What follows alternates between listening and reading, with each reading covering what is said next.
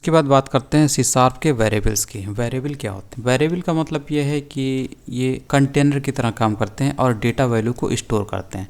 और स्टोर हम लोग इसलिए करते हैं क्योंकि हम लोग इन वैल्यूज़ का जगह जगह पर अपने प्रोग्राम में इस्तेमाल करते हैं। इसलिए हम लोग उस डेटा को यूज़ करने के लिए उसकी वैल्यू को पहले स्टोर कर लेते हैं एक जगह पे। और स्टोर करने के लिए हमें कितने साइज़ की ज़रूरत है, कितना बड़ा वैल्यू है, तो इसके हिसाब से हमें देखना पड़ता है, वेरिएबल बनाना पड़ता है। तो हमें ये चीज़ देखने के लिए उसके टाइप को पता करना होता है कि वेरिएबल में किस टाइप की वैल्यू पड़ी है। तो इसीलिए हमें वेरिएबल बनाते समय इसके टाइप को भी देखना पड़ता है, ये पता करने के लिए कि आखिर ये जो वैल्यू है किस टाइप की है, क्योंकि जिस टाइप की होगी उसी टाइप का उसके लिए मेमोरी एलोकेशन होगा, मेमोरी बनाई जाएगी उस पर्टिकुलर डेटा को रखने के लिए। तो इसके लिए उसका टाइप भी देखना पड़ता है। तो ये वेरिएबल के टाइप होते हैं INT, डबल, कैरेक्टर, स्ट्रिंग और बूल। ठीक है, सबका मतलब आपको समझ में आ जाएगा। जैसे INT मतलब अगर वैल्यू आपने स्टोर किया है वेरिएबल में इंटीजर टाइप का, तो आपको उसका टाइप INT लिखना पड़ेगा।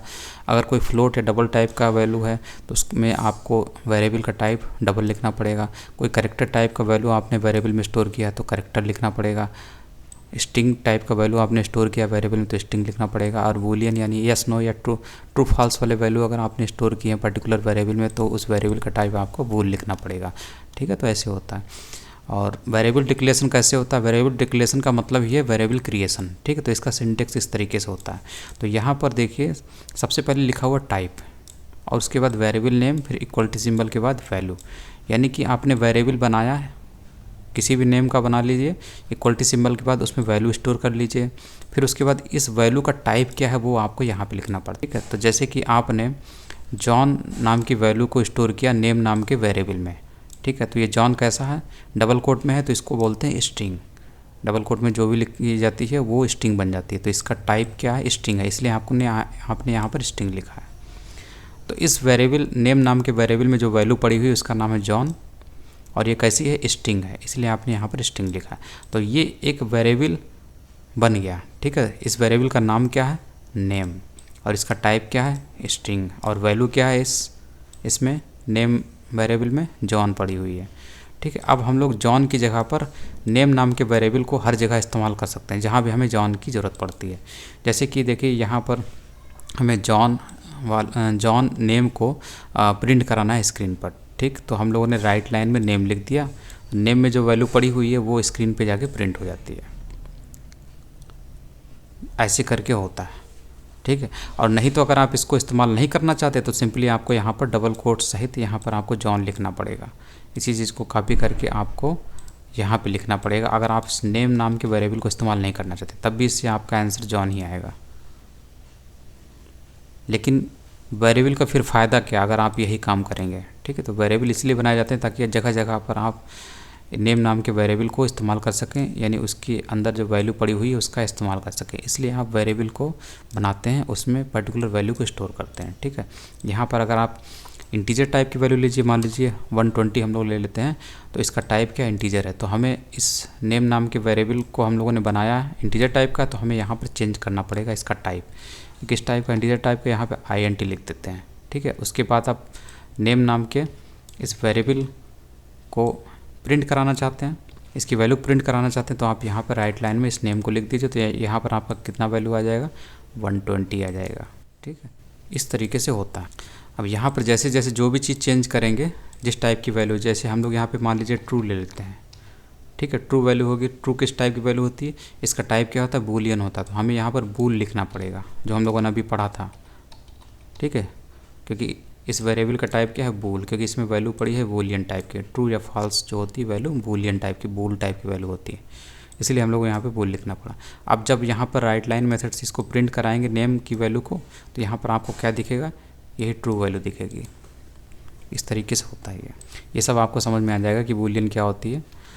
तो ये इस टाइप में है यहाँ पर। और ये कुछ तरीका दिया हुआ है कि किस तरीके से यहाँ पर दूसरे तरीके से भी हम लोग कर सकते हैं। जैसे कि हम लोग वेरिएबल डिक्लेयर पहले करते हैं, ये वेरिएबल डिक्लेरेशन हो गया, और असाइनमेंट बाद में करते हैं। तो ये भी आप काम कर सकते हैं, इससे कोई एरर नहीं आती है। ठीक है, तो यहाँ पर वेरिएबल को डिक्लेयर किया, माई नेम नाम के वेरिएबल का डिक्लेरेशन आपने कर दिया कि इसमें किस टाइप की वैल्यू आनी चाहिए, INT टाइप की, और फिर उसके बाद उसी में आपने 15 यानी इंटीजर टाइप की वैल्यू डाल दी। तो ये भी आप कर सकते हैं, पहले डिक्लेरेशन कर दीजिए, उसके बाद वेरिएबल का असाइनमेंट कर दीजिए। एक साथ आपको वेरिएबल का डिक्लेरेशन और असाइनमेंट करने की ज़रूरत नहीं है, आप चाहें तो ऐसे भी कर सकते हैं। ठीक है, तो इस तरीके से भी आपका कोई एरर नहीं आएगी। अगर राइट लाइन मेथड से माय नेम को आप प्रिंट कराएंगे, माय नेम की वैल्यू को, तब भी आपका 15 आ जाता है। हाँ, इसमें ज़रूर एरर आ जाएगी, अगर आपने यहाँ पर INT लिखा, ये लिखा, तब ज़रूर एरर आ जाएगी, क्योंकि ये पॉसिबल नहीं है। इसमें आपको यहाँ पर एक एरर दिखाई देगी, क्योंकि एक बार आपने डिक्लेरेशन कर दिया उसी नाम को, उसी नाम से फिर से आप डिक्लेरेशन नहीं कर सकते। ठीक है, तो यही चीज़ यहाँ पे लिखी हुई है, local variable named my name is already defined in this scope.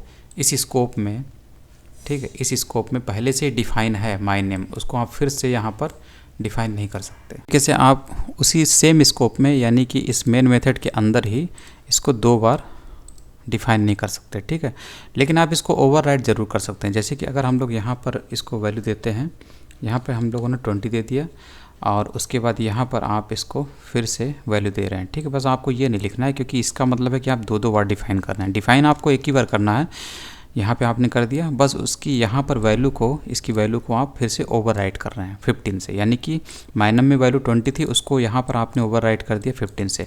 अब आपको यहाँ पर कोई एरर नहीं दिखेगी, बल्कि इस राइट लाइन मेथड से माइनम की वैल्यू आपको 15 दिखाई देगी। तो इस तरीके से आप वेरिएबल की वैल्यू को ओवरराइट कर सकते हैं। ठीक है, तो ये ओवरराइट है। अब अगर आप इसको यहाँ से हटा देते हैं तो आपका वैल्यू 20 ही आएगा। ठीक, क्योंकि उसको मिल गई है माइनम की वैल्यू, यहाँ पर 20 मिल गई है। अब आपको यहाँ पर 20 दिखाई देगा। तो इस तरीके से आप ओवरराइट कर सकते हैं, लेकिन आपको सेम स्कोप में एक ही वेरिएबल को दोबारा डिफाइन नहीं करना है, डिक्लेयर नहीं करना है।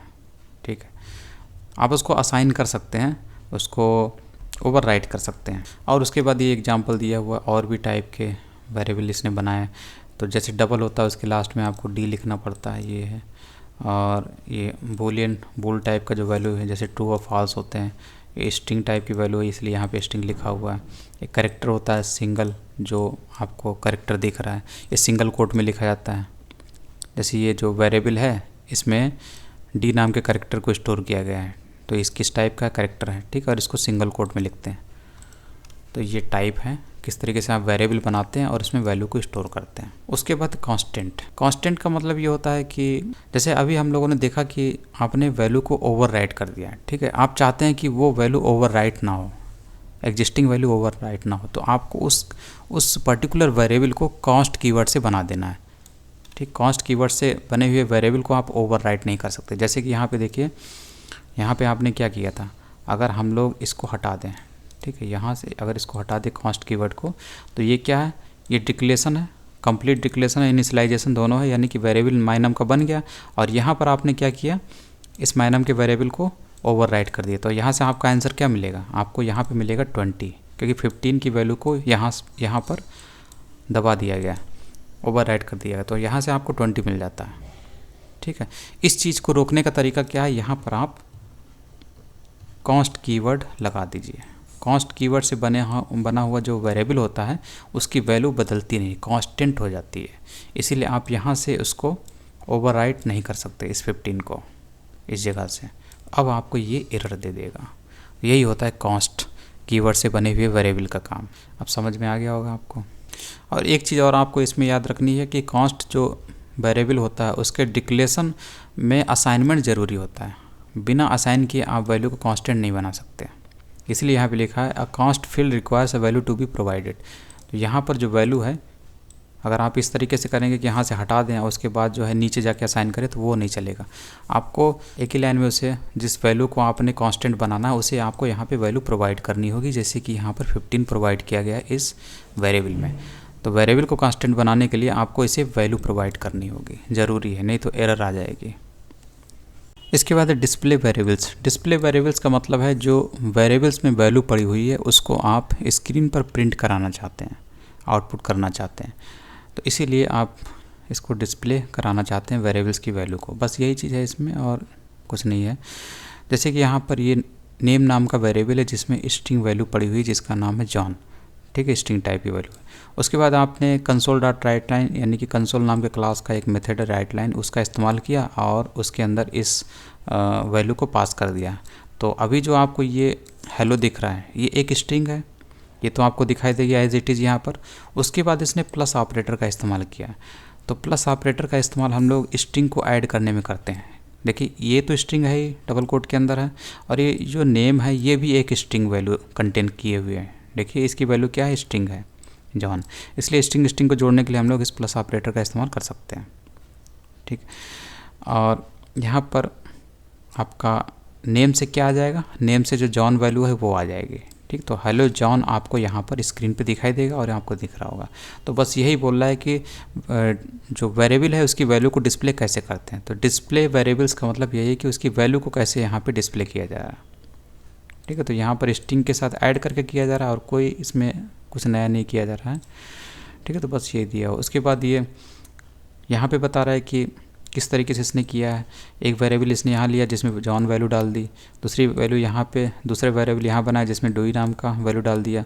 उसके बाद एक तीसरा वेरिएबल इसने बनाया और इन दोनों वेरिएबल को ऐड कर दिया। ठीक है, तो इन दोनों वेरिएबल को ऐड करने का मतलब इनकी वैल्यूज़ ऐड हो जाएंगी। जॉन फर्स्ट नेम से जॉन आ जाएगा और डोई जो वैल्यू है वो लास्ट नेम से आ जाएगा। तो इसकी जो वैल्यू होगी वो तीसरे वेरिएबल में स्टोर हो जाएगी और इसी तीसरे वेरिएबल को आप डिस्प्ले करा रहे हैं तो उसकी वैल्यू क्या आ जाएगी, जॉन डोई आ जाएगी। तो 3 वेरिएबल का इस्तेमाल किया गया है और इसमें कुछ नहीं है। 2 वेरिएबल को जोड़ने के लिए प्लस ऑपरेटर का इस्तेमाल किया गया है। ठीक है, 2 वेरिएबल की वैल्यू को तो यहाँ पे दिया हुआ ये सब चीज़ें। और यहाँ पर किस तरीके से इनकी जो इंटीजर टाइप के वैल्यू है इनको जोड़ने के लिए भी ये इस्तेमाल किया गया है। जैसे एक्स नाम के वेरिएबल में 5 इंटीजर वैल्यू है और वाई नाम के वेरिएबल में 6 इंटीजर वैल्यू है। इन दोनों को यहाँ पर जोड़ दिया गया एक्स प्लस वाई से। ठीक है, तो आपने राइट लाइन में पढ़ा था ये क्या करता है, टेक्स्ट को प्रिंट करता है और वैल्यू को भी आउटपुट करता है। ठीक है, तो इसकी वैल्यू क्या होगी, इसकी वैल्यू 11 होगी, इसको आउटपुट करेगा स्क्रीन पे। ठीक है, तो इसलिए यहाँ पर 11 दिख रहा है क्योंकि एक्स 5 और वाई 6 दोनों को ऐड कर दिया प्लस ऑपरेटर ने, 11 हो गया। 11 को फिर इस राइट लाइन मेथड ने स्क्रीन पे प्रिंट कर दिया।